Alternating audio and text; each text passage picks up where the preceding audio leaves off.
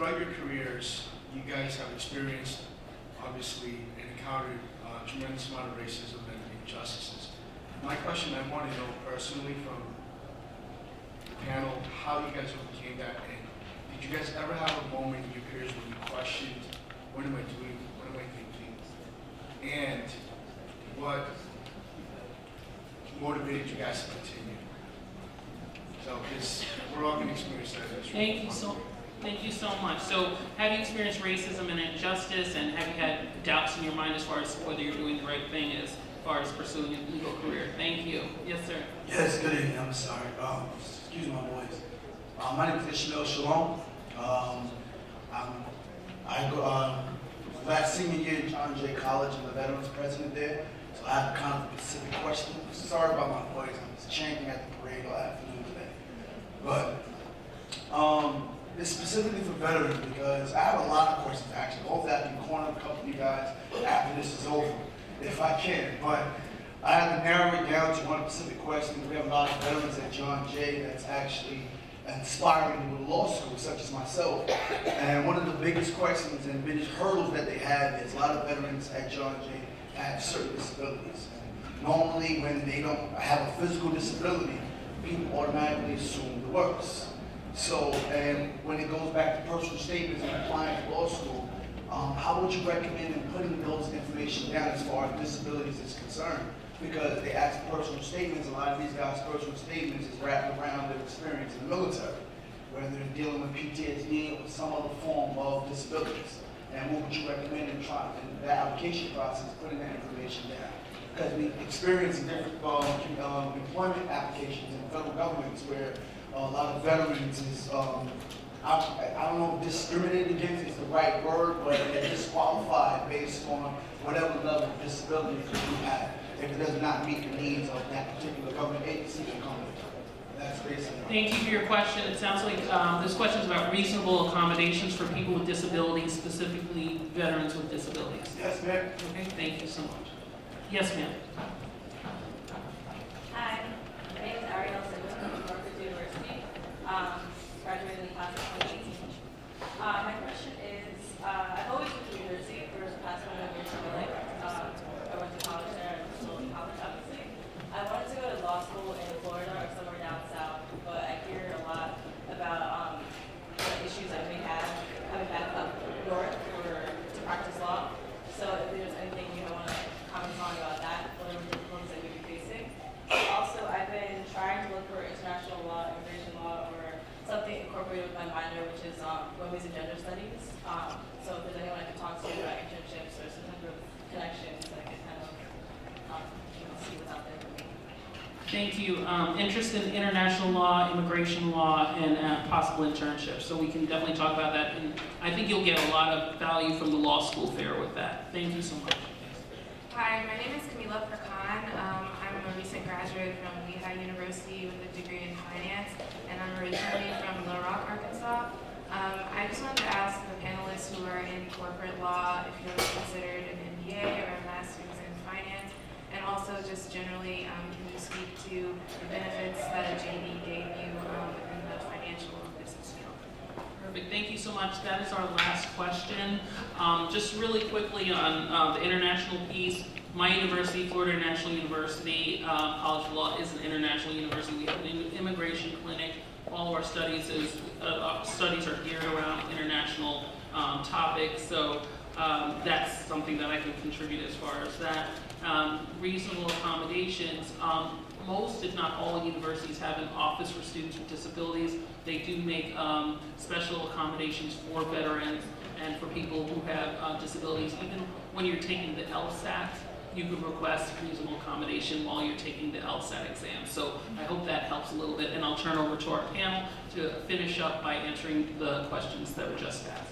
So I'll quickly answer two of the questions, one with respect to MBA and how that helps in corporate and transactional law. I think it's a great add. It's a differentiating factor.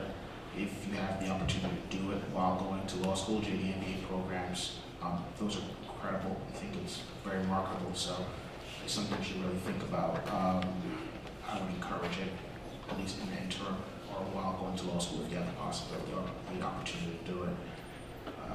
gentleman asked about racism while practicing. You know, I'm the only African-American corporate lawyer in the New York office of my firm. I think you see less overt racism, but implicit bias is something that we have to deal with on a daily basis. And that's an entirely different, a very challenging thing that we all have to deal with. You know, the one thing I say to myself is do the best you can, because that's the best you can do, but really do the best you can.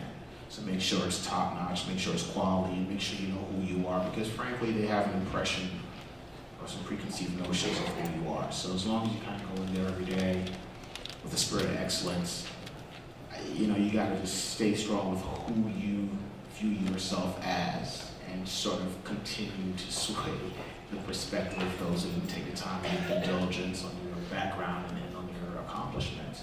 But I think it's a great question, and it's something that we're working through the legal profession today. Firms who want to do the right thing, they're struggling to get there.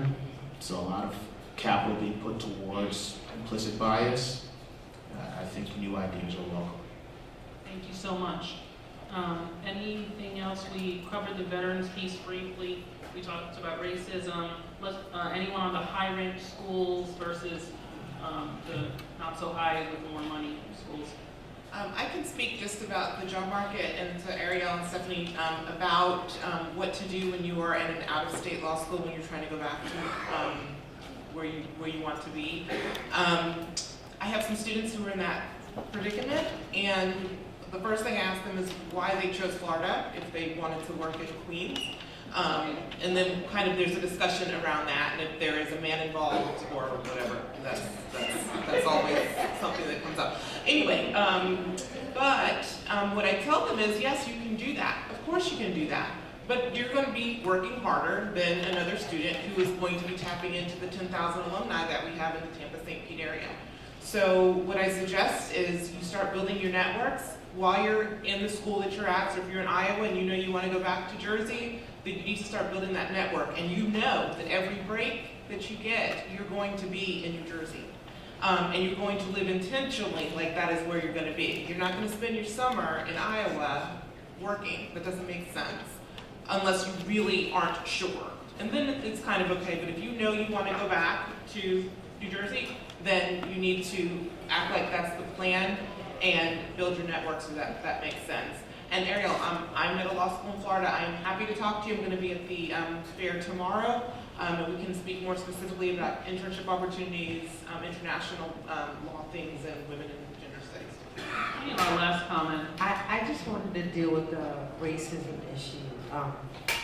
I want you guys to be prepared that you are walking into a situation where a lot of times they don't want you there. I mean, at Toro Law School, they were very clear to us. We had several incidences where they were just clear they did not want us there. So you're gonna have to prepare yourself for that. I mean, you're walking into a very white environment. I went to law school with someone, she grew up in a black community. She went to high school in a black community. She went to a HBCU. So when she got to law school, it was ugly. It was very ugly. So just be prepared. They may not want you there, but understand that you have every right to that seat and you can do just as well as anyone else. And it's your opportunity. You live in America, that's your opportunity, and you have the right to take it. And you're gonna have to sometimes be willing to tell them that. And sometimes it's not so blunt. Sometimes it's very subtle, like you're in a study group and they exclude you because you're the only black person. But you know, don't waste your energy on dealing with them and their racism because you can't fix it. Focus on you. And that may mean develop your little network where the 4 or 5 of y'all study together. But you can do it, and don't be deterred. Don't be deterred.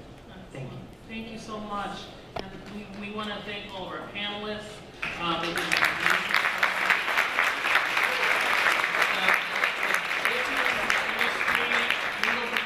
We need you. As we said, it's 88% white. We need you as attorneys, state attorneys, judges, people in juries. all throughout the legal process, so that's really important. As far as what's going to happen next, you have a choice of 2 sessions. In room 220, you have an LSAT session, so that's a great session for you to attend, especially if you haven't registered for the LSAT. You have it coming up in December. You're waiting to take it. If you're not sure what the LSAT is and you've been hearing it all day, attend that session. There's been a lot of questions about financing your legal education. If that's something that you need to focus on, stay right here. So you have 2 options, 1 and 220 as far as the LSAT, and staying right here. For the panelists, I'm going to ask that we meet over in this corner down here for a group picture. And thank you so much for us transition to the next session.